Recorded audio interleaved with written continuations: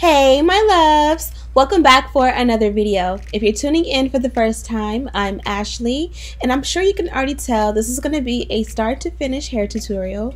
This comes courtesy of RPGHair, and y'all, when I first put this wig on, I was like, what the heck? Like, what am I supposed to do?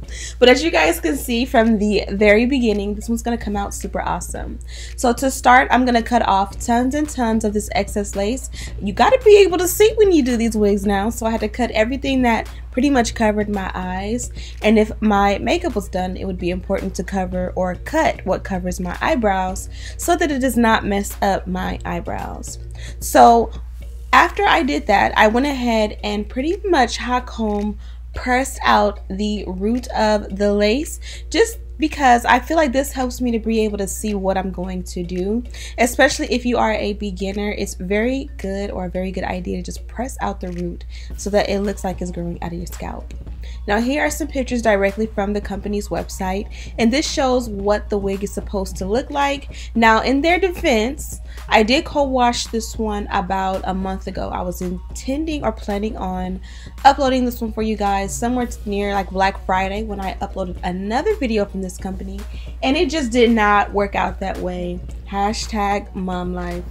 So here I am continuing to press out the root, and as you guys can see, the lace looks beautiful. It looks like it's gonna match with my skin when it's all said and done, but the center part definitely wasn't a good idea for me. So now I'm going to switch the part over and do a side part. As you guys can see, you have to be careful with how deep you go with your parting on this one. This is what the wig looks like on the inside, and it's more of a lace closure wig, which pretty much means, you know, in the inside it goes back far, but sort of in a closure sense. But you also get like the lace front from ear to ear. It's kind of hard to explain, but you guys literally just seen what the inside cap construction is, so hopefully that makes sense. And here I am going in again with the hot comb. You guys will see in not just this video but most of my videos that the hot comb is literally, I don't know what I did before I had this. Like, I literally keep one on backup, and I literally use it through every process of almost every wig, literally even curly wigs and so forth and so on. So I am just going out and pressing out and stamping out pretty much what is going to be considered like my parting. The curly hair just wasn't working. Again, I did co-wash this one, but it has been so long that I just think that just sitting in the box, it kind of just was a mess. So I went ahead and re-co-washed it, but I kind of was careful. So I kind of just like took a little bit of conditioner and, you know, worked it in the ends, like pretty much in the sink. I really know how to explain it, but I kind of did it in the sink without getting the roots and the entire wig wet, if that makes any sense. So now that it's looking a lot better, I'm going to go in and pluck it out as much as I can. I did kind of rush it, I will say that, but you know, just take your time and just make it look as natural as possible. If you see from the last clip to this clip, you can see a huge difference. I wanted it to look more realistic as far as not being too dense. Now of course it was pre-plucked, but of course also a lot of times when a wig is pre-plucked, it still has that wig pre-plucked look. I'm sorry, you guys know I get tongue twisted so easy. But yeah, to give you the specs on this one is 12 inches in length, 150% density. The texture is pretty much a beach wave, and they did give me a coupon code for you guys. You can enter AB10 at checkout and you'll get money off.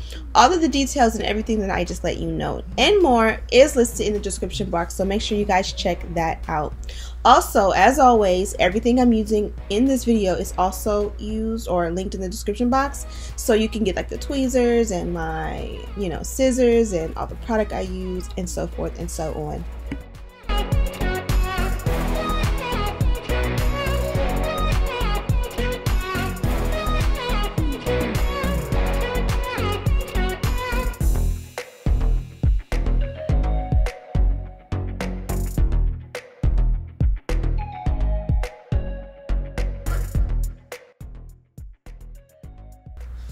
So today we are using this olive oil hairspray from ORS. I have been loving this one, and I've been going back and forth between this and the Got To Be Glued spray.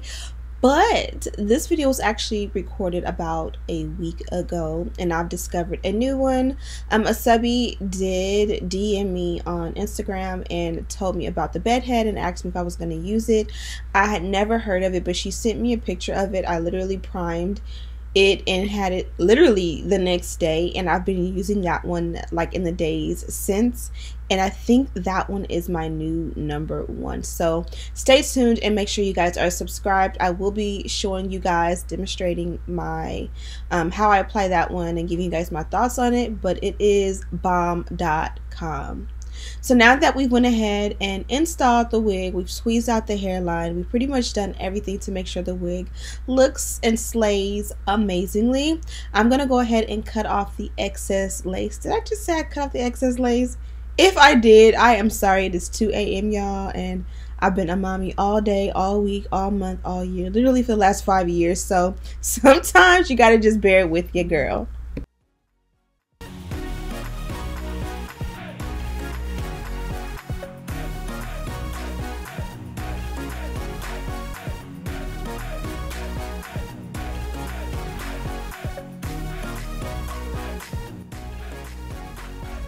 So this is a way for me to touch it up. You kind of see how it's a little bit white at the ends. I want to make sure it's not lifting and that everything is blended and looks melted. So I kind of just use the rat end of the rat tail comb and the same adhesive to go ahead and pretty much redo the edges. Now I literally have not had the time at all to watch hair tutorials. I don't watch hair tutorials often anymore at all, and I probably should start back because I really need to get a better grasp of how to apply the lace or install your lace wig with your excess lace still attached. I've literally just been teaching myself every time you see it here. I haven't really watched tutorials, so give me some suggestions and let me know some creators that do an awesome job at installing this way, where they go ahead and install or glue down the wig and then cut off the excess lace, because I know there is something I've got to be doing wrong.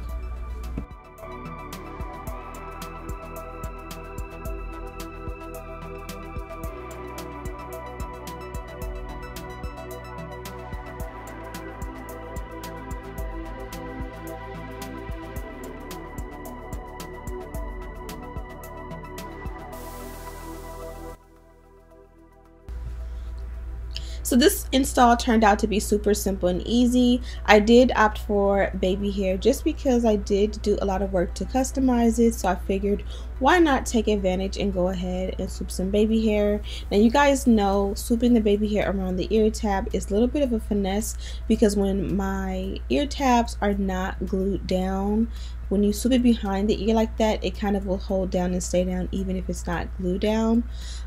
Also, it definitely is much thicker, so I will have to go in after the fact and tweeze that out because it is way too thick.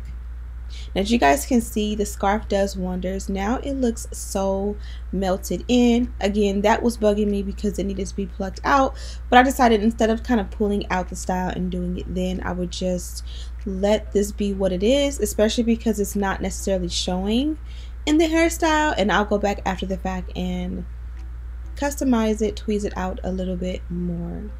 So we did go ahead and lightly co-wash this one at the beginning of this video, but of course through the install process that has pretty much went ahead and dried. So I just got it damp just so I can activate the curls. I didn't really want to use too much product because I didn't feel like I needed. Also, if you're doing a bob, I find that bob wigs, you have to go ahead and tuck that comb in the back just to make sure it doesn't ride up and you can't see your real baby hairs or kitchen hairs and all of that in the back. You want it to look seamless, so using that comb in the back, at least like while you're out in public, and usually when I'm home I unhook it so that it's comfortable and it doesn't tear at my hair back there. So I'm pretty sure you guys also seen there was a line of demarcation. I applied my makeup while I had a scarf on, so I went ahead and just used that foundation brush to buff out that demarcation, add a little bit of foundation powder to my forehead as well as to the baby hair section, and that kind of just blurs out a lot of imperfection and make sure that the lace blends in with my skin. Now my final step is going to be to add a serum. You can add a styling product, a leave-in conditioner, you can add mousse.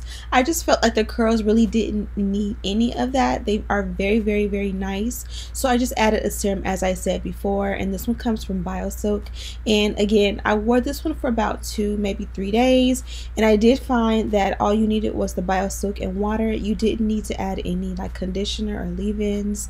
It was pretty much good to go. So I hope you guys enjoyed this install. Be sure to DM me on Instagram and give me some suggestions of some tutorials you guys want to see from me. I definitely want to do some color here on the channel pretty soon. But yeah, don't forget to use that code and shop my links in the description box if you are interested. Thank you guys so much for watching. Don't forget to like, comment, subscribe, share this video with your friends, and as always, I'll see you in the next one. Smooches!